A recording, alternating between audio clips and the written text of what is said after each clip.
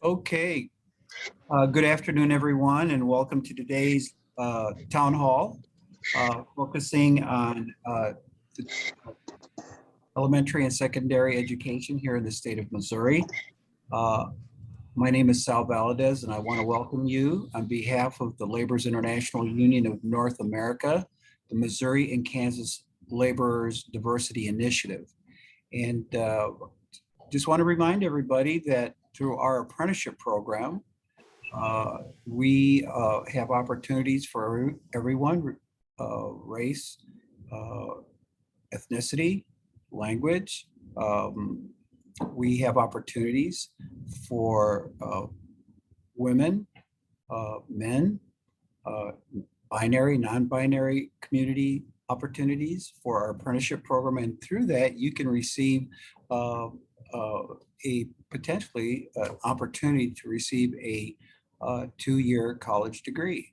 So not only is elementary and secondary education important to all of us, post-secondary education, college, and trades, community college, and lifelong learning are important to the future of our communities. So welcome. I am going to pass it over to Edgar Palacios, our moderator today, to introduce our presenters and our panelists. So Edgar, go ahead and take it away. Thank you. Edgar, by the way, is the president and CEO of the Latin Education Collaborative based out of Kansas City. So Edgar, thank you so much for moderating today's session. And thank you, Sal, for the invitation. Again, my name is Edgar Palacios. I am the founder of the Latinx Education Collaborative. And we are based in Kansas City, and our mission is to increase the representation of Latinx education professionals in K-12. I'm excited to be here today. And again, thank you, Sal, for the invitation. Before I introduce our panelists, I want to introduce our special guest. We have Dr. Blaine Henningsen with DESE. And Dr. Henningsen, I don't know if you want to just tell us a little bit about yourself. Thanks, Edgar. Yeah, Blaine Henningsen here. I'm Assistant Commissioner for College and Career Readiness, and I'll talk about that in just a second. I also have with me Cami Goucher, who is our Director of English Learning for the agency here, a position that was held by one of the people on the group here. I see Ryan Rump is on the call here today. So hi, Ryan. He was Cami's predecessor in this role, so good to see Ryan on the call. So I'll go into a little bit more about who we are and what we do when we have our presentation. Okay, Edgar? But thank you. We're glad to be here. Absolutely. And thanks for being here. Now, I just want to quickly introduce our panelists. I'm going to start with Jorge Holguin. Jorge, how are you doing today? Hey, Edgar, doing well. Hello, everyone. My name is Jorge Holguin, Manager of Community Organizing for Lean Lab Education. We're an education and our work is to partner with schools and districts to get closer to the roots of the problems and match with possible solutions in the edtech space. Thank you, Jorge. I'm going to call on Gabriela. Good afternoon, everybody. My name is Gabriela Ramirez Arellano, and I'm excited to be leading the Center for Emerging Technologies, which is the largest and oldest innovation center in Missouri. I'm also the Director of Entrepreneurship at Cortex, and really excited to be a part of this conversation as we put together our own strategic planning for Cortex and the Center for Emerging Technologies. And we're specifically looking at workforce development as a part of what that driving force could look like. Thank you for joining us today, Gabriela. Dan, how are you doing? Doing well today. Hello, everybody. My name is Dan Lester. I'm with Clayco. I'm a Director of Field Diversity, Inclusion, and Culture. And thank you for being here. And then Jeffrey. Hello, my name is Jeffrey Soyentet. I am the Executive Director of Vitendo for Africa. It's a nonprofit organization that works with immigrants and refugees here in St. Louis. I also am an immigrant coming from Kenya. I went through some challenges, and through the challenges that I went through, I thought it was easier to make, it was better to make life easy, better for those who are coming after us or after me. And we have different programs, particularly for the the youth and the kids from kindergarten all the way to 12th grade, helping them to be able to navigate the education system in America. It's always easy when you have a parent who understands the education system, but it is always very difficult if you have a parent who may not be able to read and understand and maybe have grew up in a different environment. So we try to navigate, help them navigate and address some of the challenges they have. And I'm glad to be here. And thank you, Jeffrey, for joining us. Before I turn it over to Dr. Henningsen, just quickly, if you have any questions or comments, feel free to share those in the chat. If you agree with anything or disagree with anything, let us know with their reactions as well. But looking forward to engaging you on this conversation. We'll have the presentation from Missouri DESE first, and then we'll engage in the panelist discussion. So having said that, Dr. Henningsen, the floor is yours. Thank you, Edgar. Thank you, Edgar. I want to make sure we're sharing our screen here, folks. So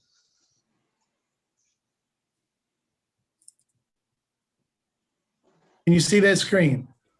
Yes, sir. Okay, so, all right. Hang on one second, if I may.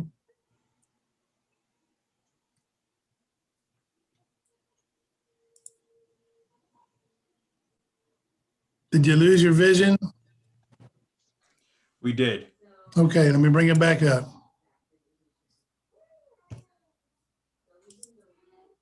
There we go. Okay, I think we're there now.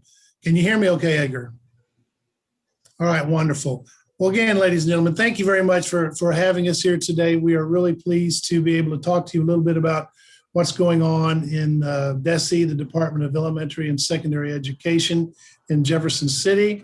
And Sal, I'm going to turn on my timer here so I don't overuse my time, okay? Sal made sure I had only 40 minutes to make sure that we got this done. So the timer started. So thank you much. So I want to talk about public education in Missouri, as I said, and I think the best place to start is to give you a little of the context that we are working with when we're talking about public education in Missouri.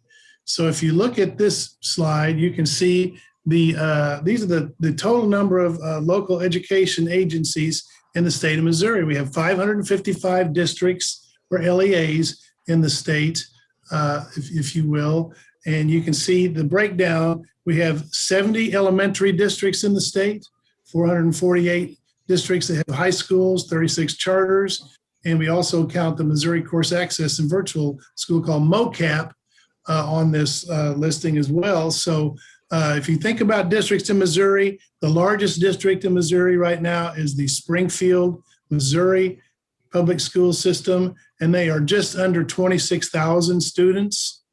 And then we have a school district, listen to this number, that has 18 total students. So we have a wide variety of sizes that we address and deal with. And whenever we're doing something from the Department of Elementary and Secondary Education's perspective, we always say, if it works in Blue Springs, it has to work in Blue Eye, which is a real small district down in southern Missouri. So what's good for Blue Eye needs to be good for Blue Springs and vice versa. We can't really do something that will benefit one size over the other. We try to make sure everybody is agreed upon on what's the best path to go. So that's our situation in terms of LEAs. So you can see the top of the screen. Anyway, the breakdown of the school buildings, if you will look at it, we have 2,300, almost 2,400 school buildings in the state, okay? And what we're getting to here is it looks like we have 568 high schools, and the next number is 295 middle schools. The majority of our schools are elementary schools that you can see. So once again, you can see we have 17 charter high schools, 17 charter middle schools, and 42 charter elementary schools. We've just added a couple of charter schools this last year as well. So 2,400 buildings that we work with in the state of Missouri, broken down in this fashion. And then when you look at students, we're just under 900,000 students that we work with through public education in Missouri. And you can see that the demographic breakdown here, the majority of the students are white. And you see male and female breakdown at the bottom of this slide, a few more males. than females in the state. But you can see the demographic makeup of the other ethnic groups represented that we have here. Black 15.5, Hispanic 7.0, and students who identify themselves as multiracial, right about 5%. So that's the breakdown of our student population in the state. When we look at some other demographic information, about half of the kids are eligible for free or reduced lunches based upon our programming that's available there. Right at 4% of our students are English language learners, and right at 14% of our students receive special education services. We have just under 3% of our students are categorized as being homeless right now. And we are responsible for educating students who are classified as homeless.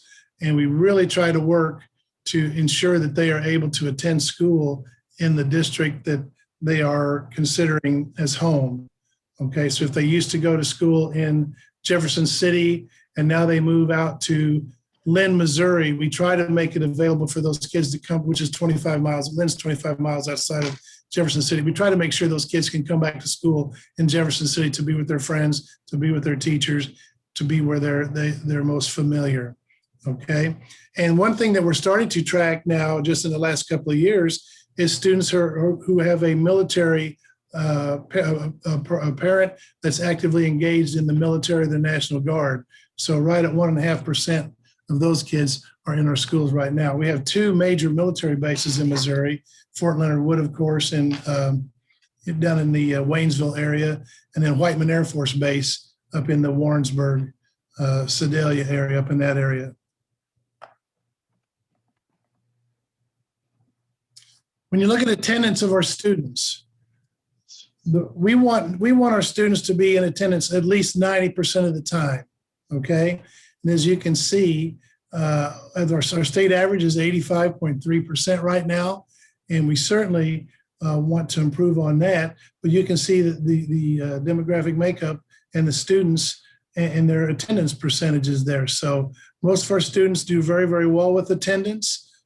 We of course want to be doing a better job of getting kids in school or attending school. And this has kind of been a strange year, needless to say, with the COVID situation. So when we say in school, that doesn't necessarily mean in buildings right now, but I'll talk about that in a little bit. But this is the way our students come to school attendance wise, and we always want to try to get everybody up to over 90%. We think it's very important for students to be in school or attending school because they need to pick up the information so they can move forward through our system. A couple other stats I want to play with you here is I want to show you the ACT composite summaries. 75% of our students in Missouri took the ACT in 2020. Several years ago, we used to pay for the ACT for all of our graduates. So we had 100% participation. We lost some funding at the state legislature. And so now we're back down to about 75% of our kids that actually take the ACT. We have a much lower percentage of students that take the SAT. It seems like the ACT is the test that most Midwestern colleges and universities look for. So most of our kids take the ACT if they're taking that path. The average composite score in Missouri is 20.7. That is just above the national average. And we are always wanting to improve that number and help our kids get smarter and better at what they do and to prepare them for their futures. When we look at the dropout rate in Missouri, the dropout rate has gone down. The last couple have gone down in 2020. Of course, we don't have data for this year yet. So it will be very interesting to see the impact of COVID on this number and what's happened, because we are hearing that some students just have not been able to be reached. They've checked out, maybe they've moved to live with a family member somewhere else and they haven't reported. But we are actively engaged in trying to identify where those kids are at all times, actually. So it'll be very interesting to see how this plays out this year. Looking at some 3-year trends. If you look at the graduation rate in Missouri, the graduation rate is kind of hovered right there, about 89% the last couple of years. And if you look at the career ed graduation rate, you'll see that students who participate in career education are graduating at a higher rate than the average student population. And we think that that is because of the engagement that those kids are involved in when they're in career ed. They have student organizations that are very active, like the FFA and FBLA and the Technical Skills Association, and there's several others. But kids get really engaged, really involved in the career education side of things. And once you get them hooked, plug in and participate. And if you see the purple line there is our state target. When we have a Perkins state plan, the Perkins Fund is the primary funding source for career education in Missouri, that along with the state contributed dollars. But for the Perkins Fund, we have to identify some targets. And you can see that in 2020, we exceeded the state target for what we had hoped for in terms of graduation rates for those kids. With state graduation rate for overall students, about 89%, and that's hovering and staying right in that area. Looking at our percentage of students who receive free and or reduced price lunches, right about 50%, and that number has gone down just slightly over the last couple of years. And so when you look at mobility rate, that's another thing we look at, students who move from one district to another during the school year, and you see that we're right in there, 23%, right in that range, and 20% last year.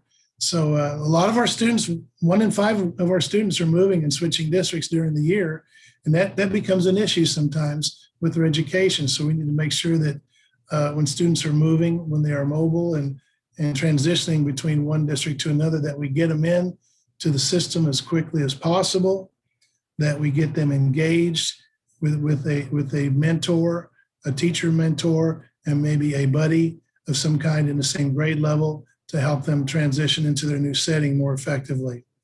So mobility is a concern for us. So the Missouri Department of Elementary and Secondary Education is headquartered in Jefferson City. We're in the Jefferson Building, which is about a block east of the state capitol. We have about 1,300 employees in the agency, but the vast majority, over 1,000 of those employees, are out in the field working in our state schools or working in our vocational and rehabilitation centers. So we have about 300 active employees here in Jefferson City that are supervising our programs. Our strategic plan at the department, we call it Show Me Success, picking up on the old Missouri slogan of Show Me. But we want our students to be successful, and we want people to be able to show us that success. And we have a vision and a mission that you can see here. Our vision is to improve lives through education, and our mission is to provide access to opportunities. The shame of the matter is not all students take advantage of the opportunity given, but we want to make sure from our perspective that everybody has an opportunity to have access to high quality education wherever they are. If they make the choice not to participate, or if they make the choice to do something else in terms of not doing their work and so on and so forth, we don't want that to be our problem. We want to help them and provide access to opportunities. And we want it to be so exciting and so invigorating and so relevant to what they want to be when they get out of school that they will participate and stay with us. Core values that we are dedicated to. I'm not going to read those to you, but you can see that we are committed to excellence. And we really want to concentrate on the future for these kids. We have 4 prime areas that we are concentrating on with our strategic plan right now. And as you can see, the first one is early learning and early literacy. We believe that if we can get a student reading at a high level, reading on grade level, by the time they're 3rd grade, we're going to have a great chance at continuing that young person's education and having them be successful as they transition through our programming all the way through high school. We also know that if students are not reading on grade level by the time they hit 3rd grade, we have to do some additional things to try to help that student get up to speed, or they will struggle as they move up, onward and upward through our system. So we are really concentrating on doing things prior to kids coming to school and in the first couple of grades, kindergarten, first grade, second grade, before they get to third grade, we want them to be reading on grade level. That is a tremendous principle for us. And the next one is we want to have success-ready students and make sure that we are preparing them for the workforce of the future. And so this is where I first met my friend Sal Valadez. He decided to help us when we were identifying metrics for what does it mean to be success-ready. And so Sal participated with us here in Jefferson City. And thank you very much, Sal, for joining us in that effort. And we've maintained the relationship ever since then. I really appreciate that young man there, and he does a great job, and appreciate all he does for us. But Success Ready, and in our floor, on the 5th floor here at the Jefferson Building, we are all about Success Ready students in the Office of College and Career Readiness. And we know success doesn't necessarily mean going to a 4-year college and university. So that's why it's so important for us to emphasize readiness skills for those students who want to go right into the workforce or join the military. We want them to be ready to go when they graduate. So that's number 2 in our strategic priorities. Our third one is safe and healthy schools. And oh my goodness, this year has really, really played out with safe and healthy schools. We have been emphasizing so much about our COVID response, and I'll talk about that in a little bit, about providing antigen testing for educators and students, and just providing them with the materials and the resources they need to make sure they have a safe and healthy environment for students and the adults that work there and the adults that visit there. And last but not least, we've got a problem in Missouri with teacher recruitment and retention. The numbers of students in college who are working through the system, the training systems in 4-year colleges who want to become teachers, that number is dropping each year. And retaining teachers, we have a lot of teachers who are aging out, they're retiring, and we have a lot of teachers who are indicating that it's much harder, much more difficult than they thought it was going to be an educator, and they're looking for opportunities elsewhere. So we are really working on helping students become familiar with what it means to be a teacher. We're working on helping school districts jumpstart, grow your own programs where they can identify students who are in their school systems and who want to become teachers, to maybe help them go to college with some kind of a stipend or some encouragement that way, that once a student comes out, they will come back home and work in their home school district. That's a big program for us, Grow Your Own. So the Office of College and Career Readiness, where I work, I'm the assistant commissioner here. Let me tell you a little bit about the Office of College and Career Readiness. We have curriculum services in our section.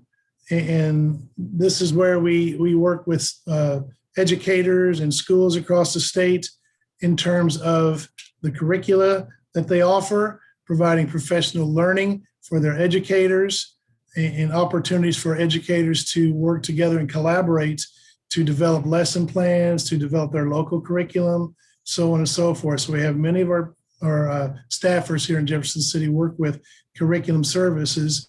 And Cami Goucher here, who's going to speak to you in just a second, is our Director of English Learning. And she'll talk to you a little bit about what she has in her section in just a second. We also are over the Missouri Assessment Program, the MAP. You might have heard your students or someone talk about the MAP programming.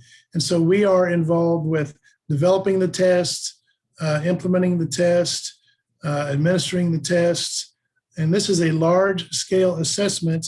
Traditionally, we evaluate, we have tests, MAP tests for students in grades 3 through high school. And we administer assessments usually to students at the rate of about 65,000 students on each grade level. So in 3rd grade, for example, a student will take a math test and an English test. So we're going to test 65,000 students 2 times this spring, and so on and so forth, right up the line. So it's a big deal. And this is where the agency gets information for accountability, for identification of districts and schools, for additional supports and resources. And this is where the state legislature looks and the taxpayers look, quite frankly, to see how their schools are doing compared to other schools. So we're in charge of the assessment program administration.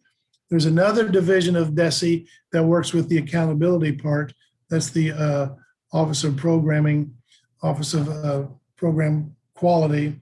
So that's another division, but they handle the accountability part. We handle the administration.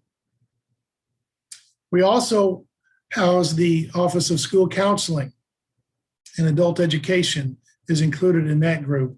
And folks, I can only share a little bit about how important our school counselors have been this year with the COVID crisis situation, not only working with students, but working with the adults in our buildings who are working through personal situations in their home lives with maybe a spouse or a loved one has been sick or hospitalized, or maybe they even had a death in the family through COVID, but just trying to help students with all the social emotional learning things that normally transpire in their youth as they transition and grow up and work through our schools. But now the adults are in there too. So our school counseling group has done a great job. Last but not least, we supervise and work with career and technical education in Missouri's K-12 system and our post-secondary system, our 2-year colleges and universities. We work with them as well. So we work with the Perkins funding to provide high quality career and tech education. We provide lots of support and training and initiatives for career and tech ed, lots of funding as well to promote those programs for people. The Office of College and Career Readiness worked a couple of years ago to identify our own mission statement for our division. And our mission statement is that we are here to guide and support Missouri schools in preparing success-ready students. We are here to help schools prepare success-ready students. And then we identified a success-ready student. We said a person that has the knowledge, skills, behaviors, and experiences to achieve personal goals and contribute in all facets of life. And we thought it was very, very important. Not only do they have to have the knowledge, but they also have to have the skills. If you want to be a welder, you need to have the welding skills. And if you want to have someone go into the workforce right away, we want them to have some work-based learning experiences under their belt before they get out there and try to go right to work. They have to have the behaviors. They have to know they have to get up in the morning, that they have to go to work. They have to take care of their business. They have to be on time. They have to be responsible. They have to communicate with their supervisors and so on and so forth. So all of these things play into being a success-ready student, not just going to college and getting a degree. So this is what we do in the Office of College and Career Readiness. So I'm going to turn this over to Cami Goucher, who is our lead person for English language learners in the state. I'm going to step aside and let Cami come in here. Cami Goucher. Hello. Thank you for inviting me today.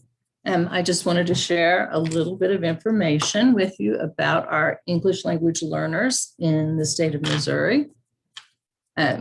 As Blaine said, my name is Cami Goucher. I'm going on my 2nd year, and as also we have Brian Rump, who was my predecessor. So I'm trying to fill some big shoes here.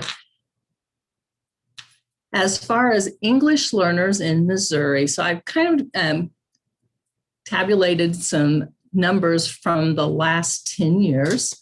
10 years ago, we had just under 20,000 English learners in the U.S. and the state of Missouri. And as of 2020, we had about 35,700. So we've grown quite a bit, and it continues to grow. This year, numbers are staying pretty much the same. We saw a little bit of drop, and recently in the last few weeks, we've had some more students moving in. So it's hard to tell our numbers this year, but they're staying pretty close to what they were. And of languages in Missouri, the #1 language is Spanish. So about half of the speakers in Missouri that are English language learners speak Spanish.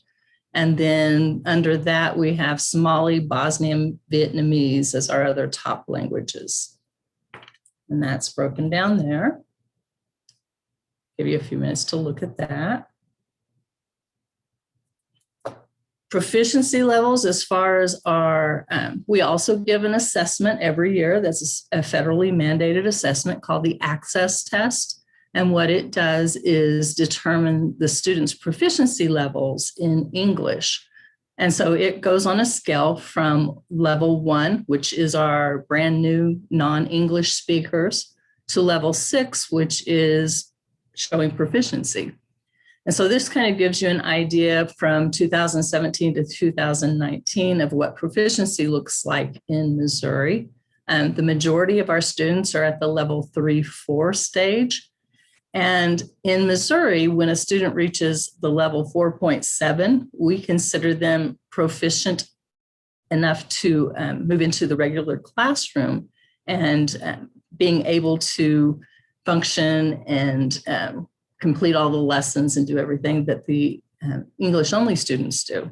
So that's what we consider proficiency. But if they gain the level 6, they're usually scoring much better than the average student would. So we shoot for that level 6, but we're happy when they get to a level 4.7. But this gives you a breakdown of where our students in Missouri are as far as proficiency. We utilize several different proficiency instructional models to gain that proficiency in Missouri. The most students are in what we call content-based ELD classrooms. And for the majority of those, they pull students into a separate classroom to work with them on content-based lessons. We do have just strictly pull-out where they focus on learning the language, but we also have the content-based where we use the content of the classroom to teach language.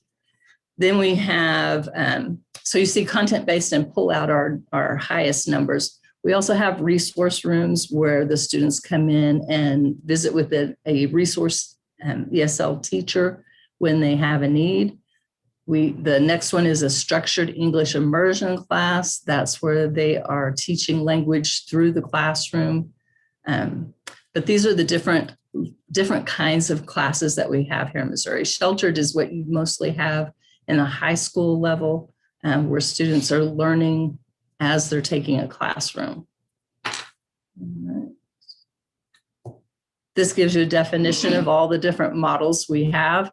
And we recently added coaching and co-teaching as models, where the ESL teacher or ELD teacher works with the classroom teacher to help them be the expert and deliver the content. So they won't be pulling students, but they're providing more instruction to the classroom teacher to help them understand how to better work with their students.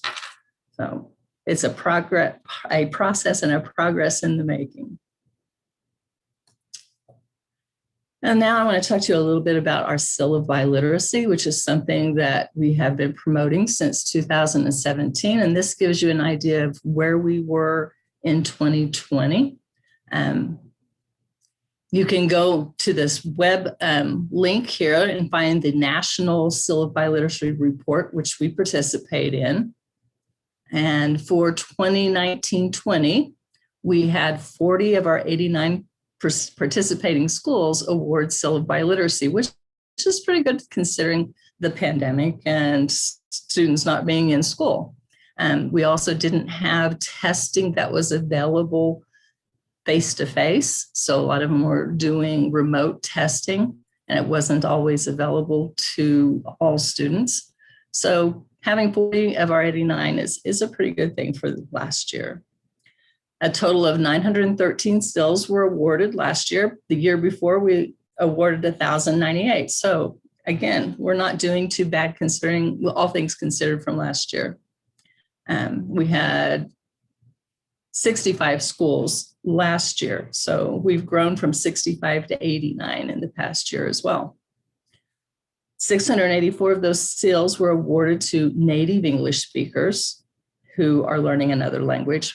26 of them were awarded to current English learners. So students who are learning English were also awarded, also had the opportunity to earn the Seal of Biliteracy. So we have English learners, 26 of them earned a seal this year. So that's great. And 203 seals were awarded to heritage or former English language learners.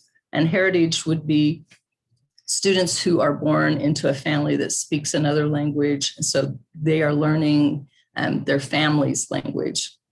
And then 687 awards were given in Spanish and 138 in French, 37 in German, 12 Russian, 16 Mandarin, 13 Arabic, and then 10 in other languages that are, some of them are, we had to do what we call a portfolio because we don't even have a test for them. So some students are really ambitious in learning other languages, which is great for our workforce and just whatever avenue they want to take in life. All right. All right. Thanks, Cammie. Mhm. And by the way, folks, we will make this PowerPoint available to you because I know we're throwing a lot of statistics out and going pretty quickly. So we will make it available to you. Okay. Let me talk a little bit about our career education programming. We provide funding in many different ways. This slide shows you some of the things we do. And the enhancement grant is a big deal where we can put some big money up to help locations buy big pieces of equipment. And then we go all the way down to our, we have Missouri Career Consultants and Career Advisors in the field that work with schools to try to help kids and educators do a better job of advising kids and getting them to be aware of opportunities that are out there in the workforce.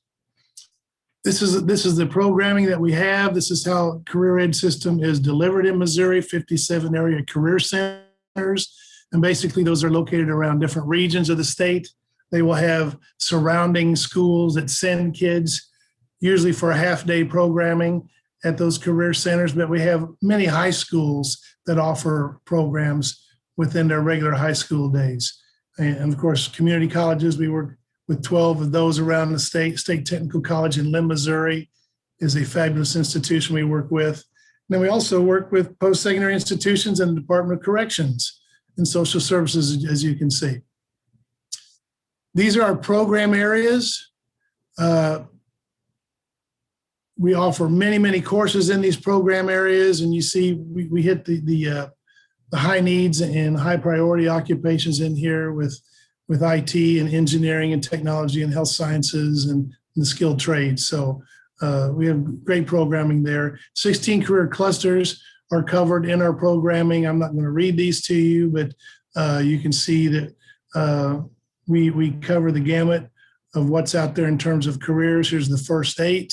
I will slide to the next slide and show you here the second 8 here, not in any particular order. So I want you to know that STEM is a big push for us right now. We know that STEM education, science, technology, engineering, and mathematics, lots of careers there. And I heard Gabriella talk about the Cortex. We've been to the Cortex several times and we're very familiar with what's going on down there. So we love that place. That's a tremendous place in St. Louis. We know that. Lots of courses in our programming, as you can see.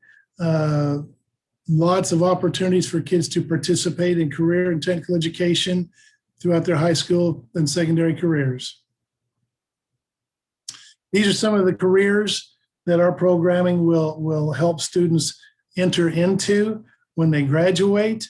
And you can see everything from robotics and manufacturing down to automotive and diesel technology. So all over the place. And one that's really becoming more popular is the GPS and the drone technology in terms of agriculture. Because I know those farmers out there, they have all the GPS systems in their vehicles and in their tractors right now. And they are really allowing that technology to assist them. They're doing a great job there. These are what the numbers look like in secondary education and in post-secondary institutions. You can see we have a lot of students that participate. 64% of all students in high schools take at least one career ed course. And the majority of those students are males, as you can see, but it's a flip when they get into our post-secondary courses. And when we talk about that, we think it's mostly the healthcare, the nursing components that really draw the females into the post-secondary programming there. So you see the numbers here. And here's some of the other things that we're very proud about the last couple of years. Missouri Connections is a program where kids can go online and learn about opportunities, learn about careers. So we had 91,000 students participate in those programs last year. And middle school students are becoming more involved in that as well. And we're hosting events around the state to promote STEAMs, science, technology, education, the arts, and mathematics. And we're driving those down into 7th and 8th grade. And you can see last year we had 4,800. The year before, this last year we had 5,500. So it's better. So we're getting better every year with that number.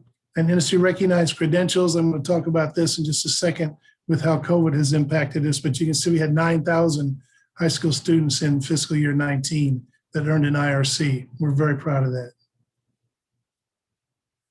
Lots of student activities, lots of student clubs for kids to join and become engaged in. And all of these things are really, really exciting. And if you're not familiar with the one that fits into your area, just contact us and we'll plug you in, because we are always looking for business partners, employer partners, and educational partners to support our initiatives in these programs. 2016, the state legislature passed a law that said they wanted us to have a CT certificate that kids could earn while they're in high school. And so this is what it looks like. This is the first year. This year's graduates will be the first year's graduates that can earn the certificate. And to earn the certificate, a student must be a superstar in terms of their high school programming and career education experiences. They have to earn 3 or more credits in a single CTE program. They have to have a high GPA. They have to have demonstrated employability skills. They're meeting all the requirements for the graduation at the local district. They have to have a technical skill assessment under their belt or have earned an industry recognized credential. Notice they have to have completed a minimum of 50 hours of work-based learning, which we really emphasize for kids. Attendance is a big deal. And they have to score well on a DESE approved measure of college and career readiness. So the students that come out with a CTE certificate that looks like that, look for them, employers. Those are superstars if they have this under their belt. This is the first year where those kids can earn that certificate.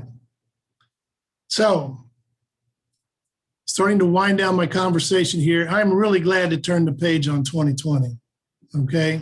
I'm really glad to turn the page on 2020 because 2021 is getting better.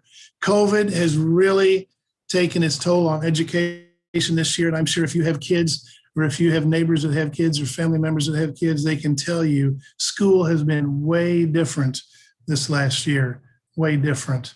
So just a few big dates here, if you will. Back in March of 2020, school buildings were closed. Buildings were closed, but school was not closed. Education wasn't closed, but the buildings were closed. And then in April, the governor just said, hey, we're going to keep all our buildings closed for the remainder of the year. So they went through the end of May and into June.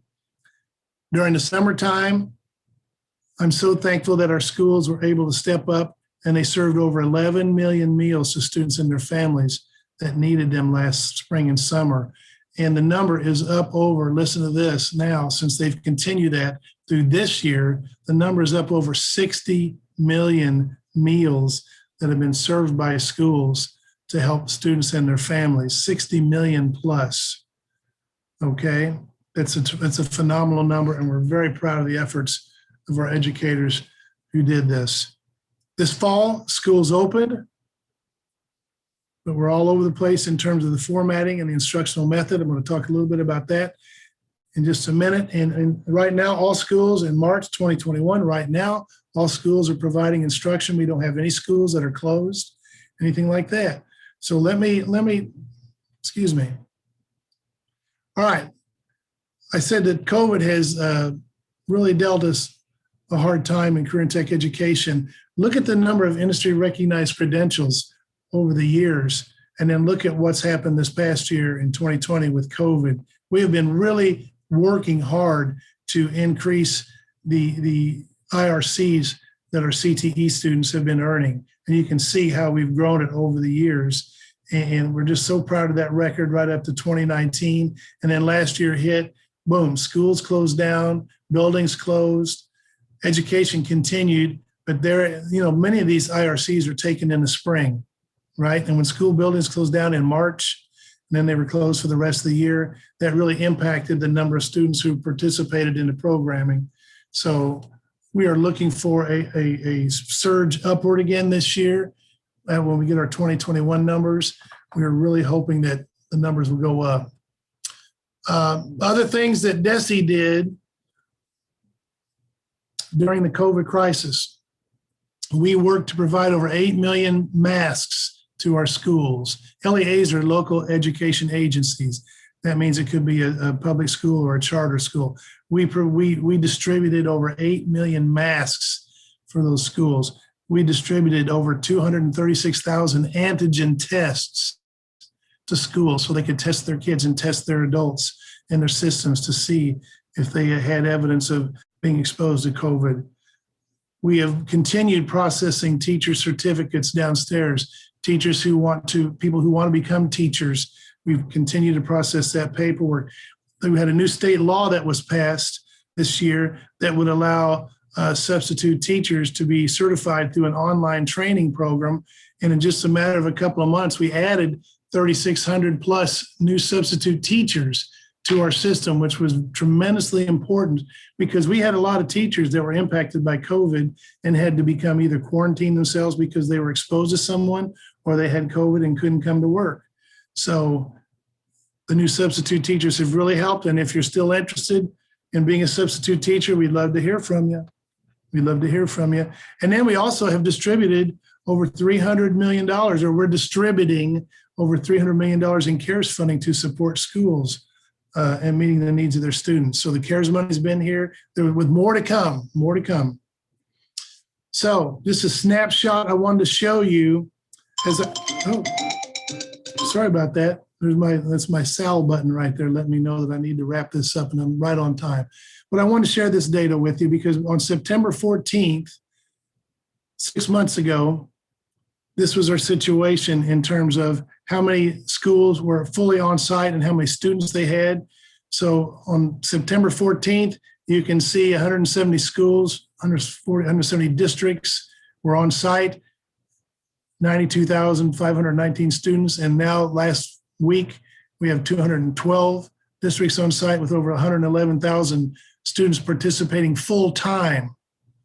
The second column here shows distance option. These are districts that say, we're open, we'd love to have your kids come here, but parents, if you want to continue the distance option, you can do so. It's up to you. So you can see where the numbers are. And right now we have 381,000 students participating in that programming. That's an option. You can come to school if you want to. If not, you can continue virtually. And most of our districts are in that position right now. The next one is a blend of on-site and distance. This means it's a scheduled. We're going to be in school Monday, Wednesday, and Friday, and you'll do virtual instruction on Tuesdays and Thursdays or something like that. But it's a regularly scheduled on-site, off-site component, and you see the numbers there. And then you see the districts, the last column here. These are the districts that were fully remote. Fully remote, did not have any students on site back in September. And now we have 25 LEAs that are there, substantially less that are fully distanced, but we still have about 65,000 students that are fully distanced that we're dealing with. So, in wrapping this up, folks, we know that this has been a hard year for education, and we know it's been a hard year for everybody. But we want to take this as an opportunity to have learned how to do school better, how to learn to do school more effectively, and how to engage with students in a different way. And when it's all over and done with, we want school to be better than it was in the past. So that's what I have, Edgar and Sal. Here's our contact information. I will make sure that Edgar and Sal get this presentation so you guys can have access to it and use it any way you feel you need to do, okay? So thank you, and we'll let you take it from here. Thank you, Dr. Henningsen, for the presentation, and Cami as well. In the interest of time, I'm going to jump into, I know we have some questions in the chat, and so if we don't get to those questions, please know that we'll share them with our guests today, and we'll get them answered for you and starting that out as well. Gabriela, I'm going to start with you. Help us synthesize this information. How does this presentation, what resonates with you? I guess a lot of it does, honestly, just because of all the different things that affect our communities and that I'm a part of it. And I would say that this topic is important to the work you do, that I do, first, because in order for our communities to survive, regardless of the population that we're talking about, we need to have employment opportunities. As an economic development agent, our role at Cortex is to help retain and grow jobs and investment in the region. And so it's important for us to convene, communicate, and connect. Lastly, I also want to just remind people that job and workforce development focus is not just about education. It's also about building stronger communities, because those will determine, who makes up the region, how our region compares to other cities and whatnot. So I would start with that, and I can, let others expand as well.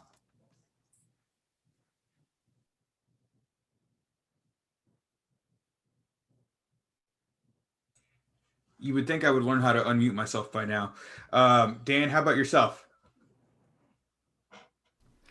Yes, this is a industry that I'm in. Construction is an industry that extremely it benefits extremely a lot from this conversation. We've been partnering in significant ways with some of our school partners through our Construction Career Development Initiative program, and the importance of trying to strengthen the CTE program that we have.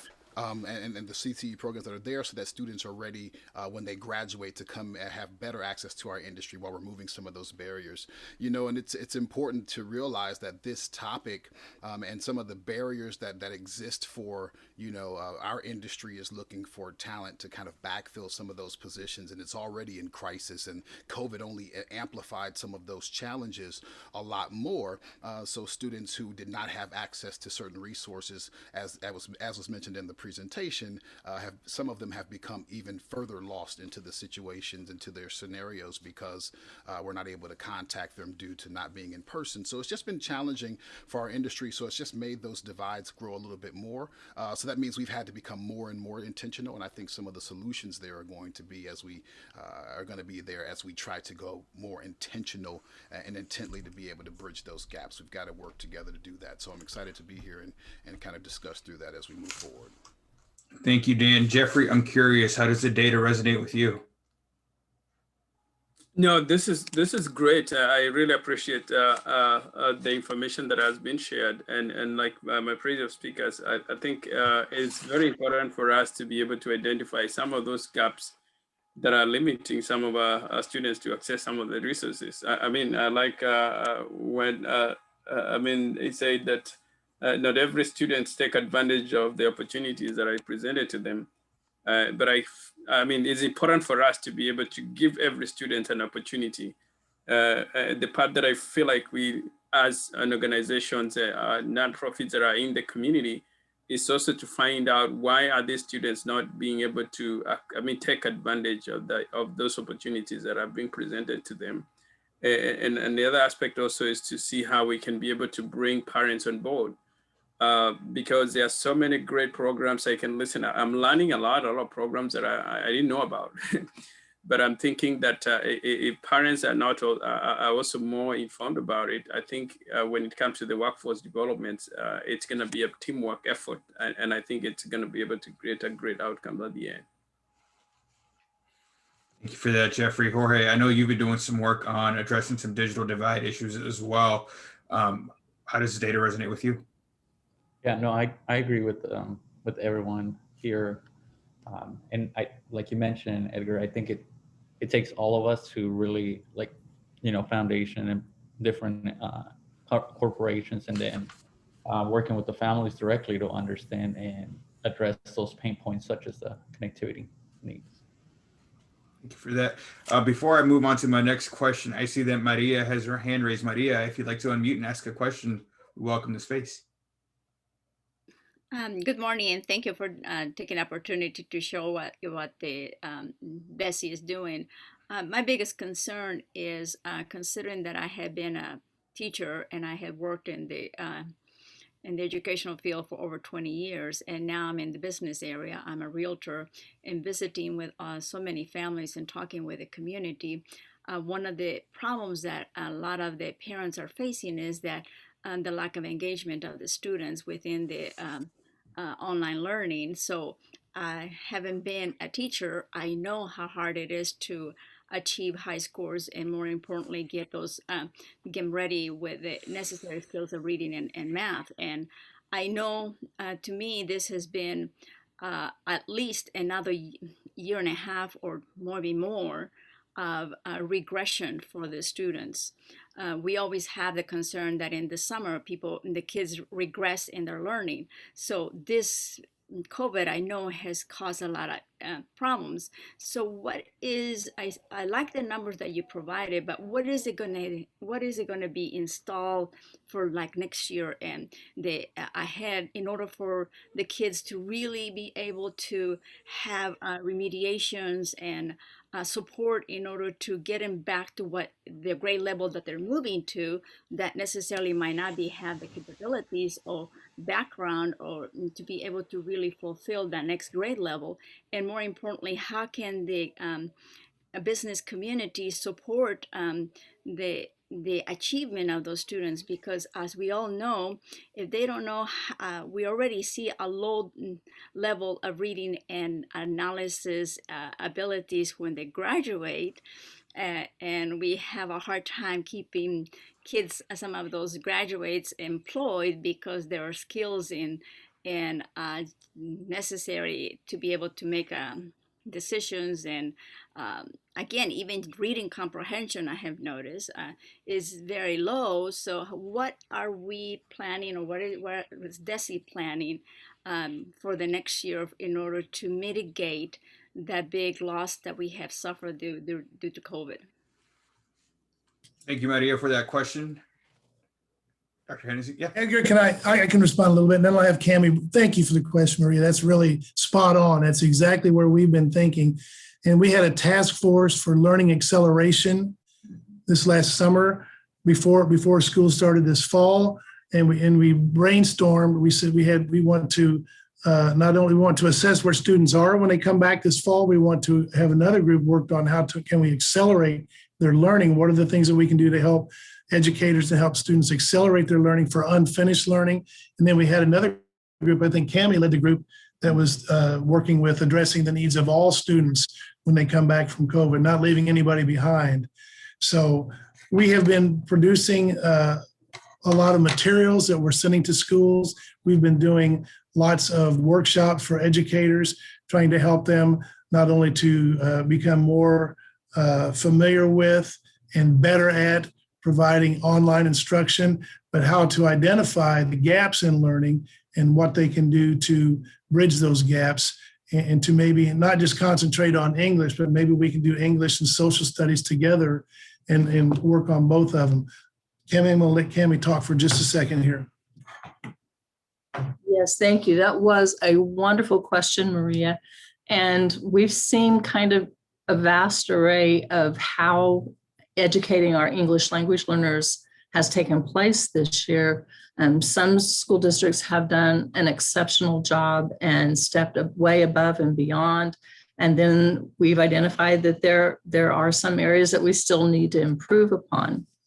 One thing that we have been doing kind of that goes along with what Blaine just mentioned was through our task force, we have begun several professional development opportunities for educators to make them more aware of how to work remotely with students, and things and ideas and supports that they can utilize.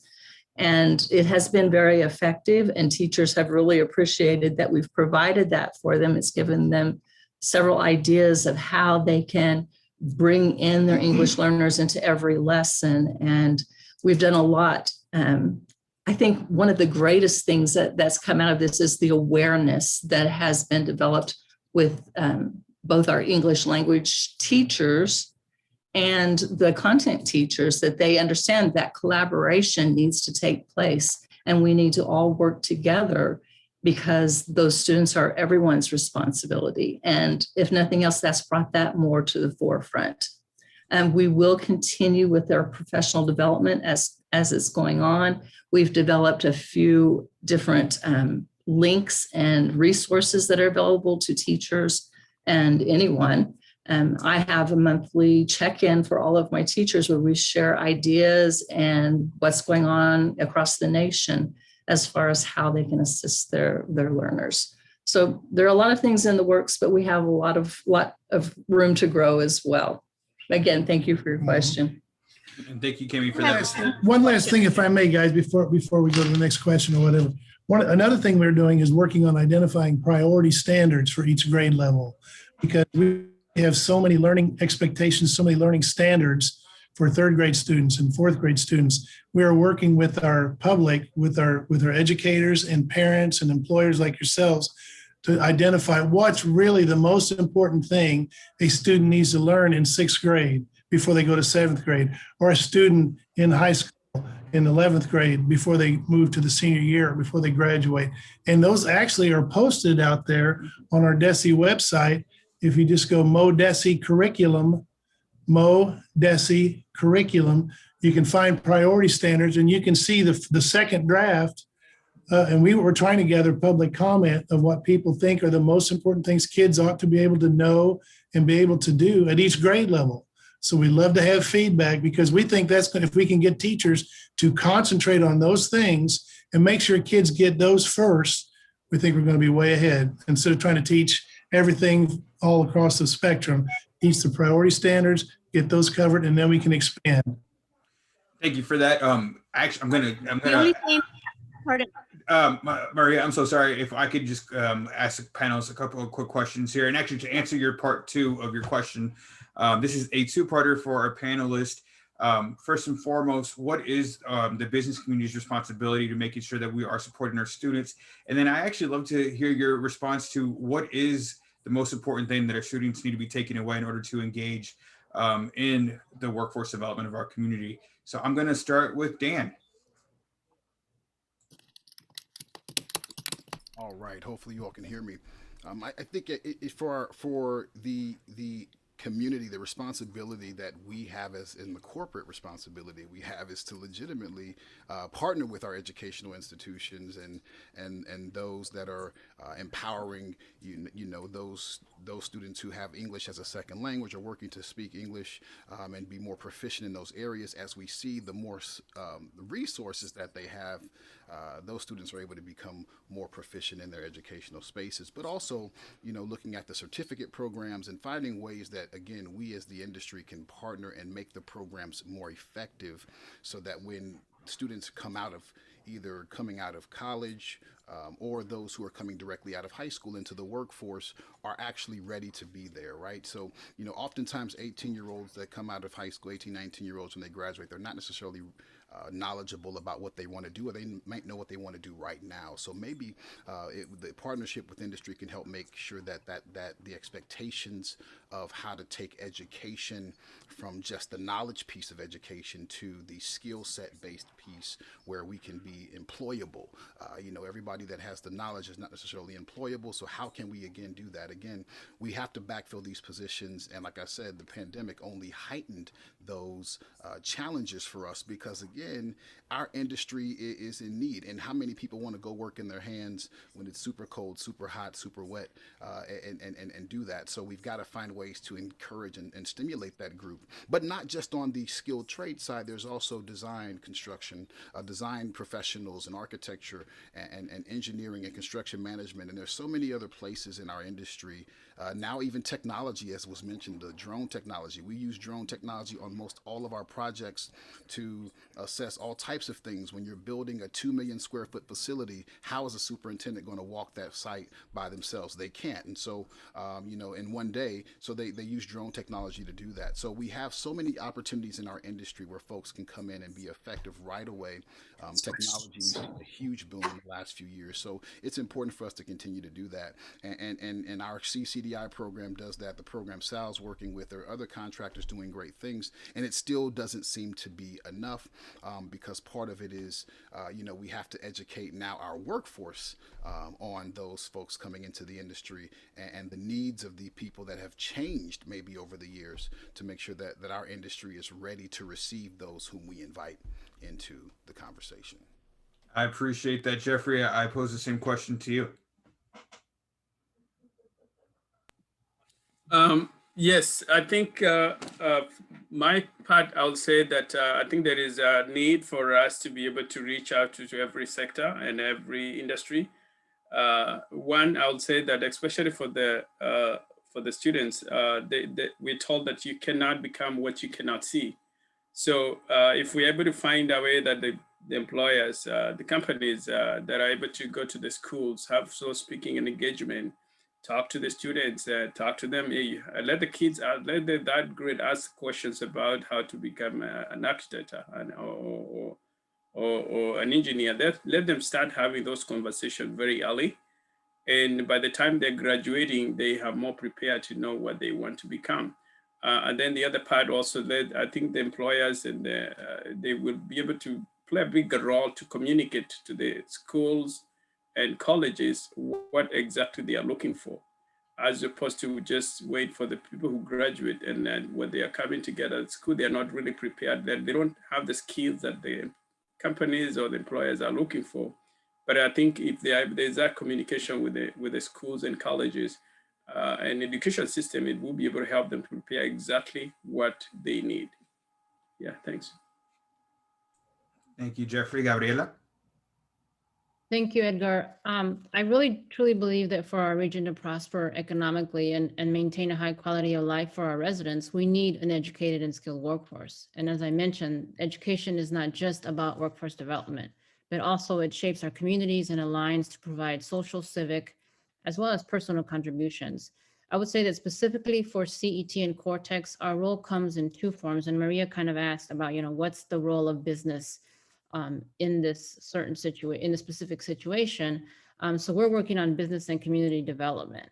With business development, we have opportunities, and we've been providing resources for early stage high-tech growth companies in various fields in the past. And then at Cortex, entrepreneurship has been an avenue to personal empowerment, and we strive to create a place where businesses and the people who create them work and access them as supported.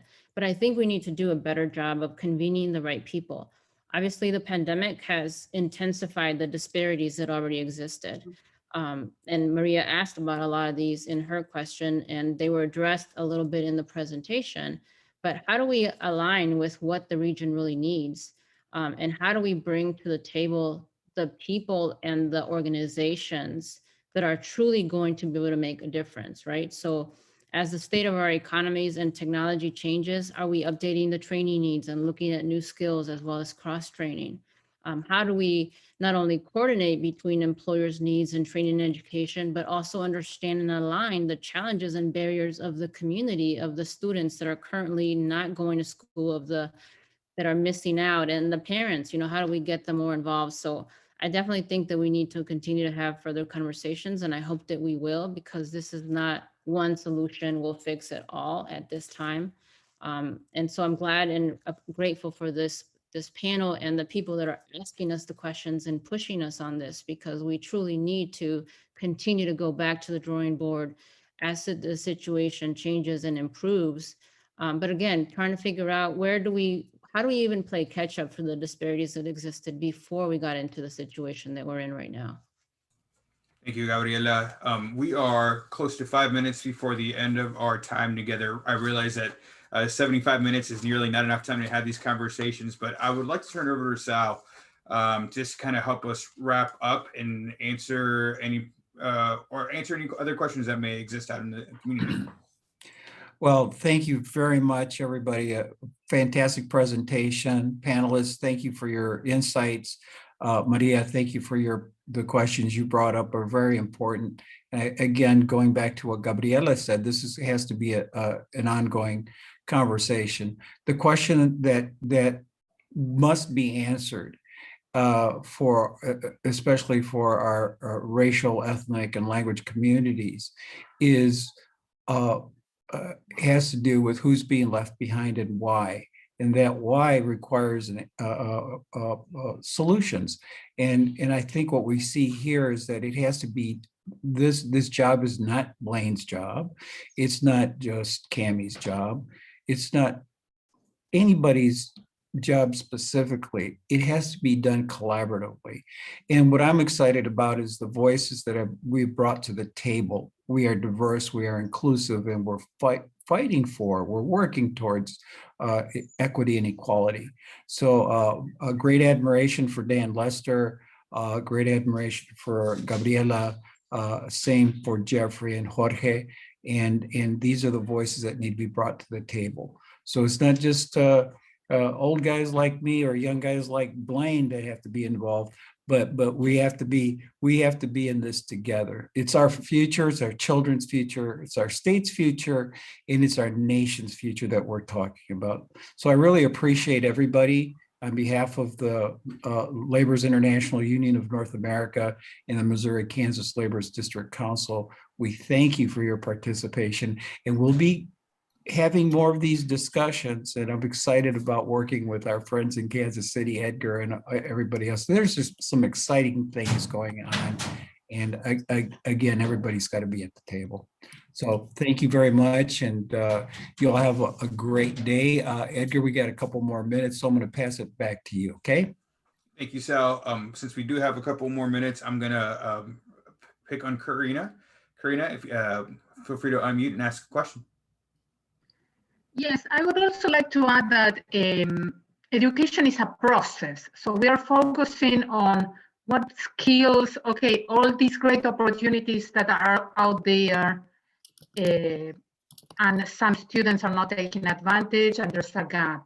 Okay, when can we start? And in my personal opinion, we need to do more in the early stages. We need to focus in programs like Parents as Teachers, where students like the ones I serve that are children of immigrant families might have underlying problems. They can be assessed, addressed before they even start school. And that gives them the opportunity to start in a level playing field. I just wanted to add that. Thank you, Maria. We have a minute. I just want to ask all the businesses if you could implant in your companies and your businesses a mentorship program, a volunteer program, a tutoring program, where the people can go and be involved with tutoring services. We cannot leave the education just to the teachers and the parents. We really, at this point, need the collaboration of everybody. And if companies would incentivize that, they would go to their local schools or schools that really are in need, especially for our ELL students that need more one-to-one volunteer hours. I mean, I think that would be ideal. And I also asked the educational department to provide more time for those teachers. Yes, you are providing those wonderful programs and all these things, but there's only so many hours in the day. And I have been a teacher. I was bombarded with too much information and not enough time. I think we need to provide for those teachers so they don't bail out. A time is special that is paid for them to be able to develop the skills and be able to implement whatever you're providing them. They cannot just keep on bombarding them with so much programs and information. They just don't have the time. It burns them out. And thank you, Maria, for that call to action, a good one to end on. Everyone, thank you so much for your attentiveness and your participation today. I want to especially thank Gabriela, Jeffrey, Dan, and Jorge for participating today. Of course, Sal for convening us, and Dr. Henningsen and Cammie for the presentation. I hope everyone enjoys the rest of their day. We will be sending out this information as a follow-up to you all by tomorrow. So thank you for joining and have a great rest of your day. Thank you for having us. Thank you. Bye.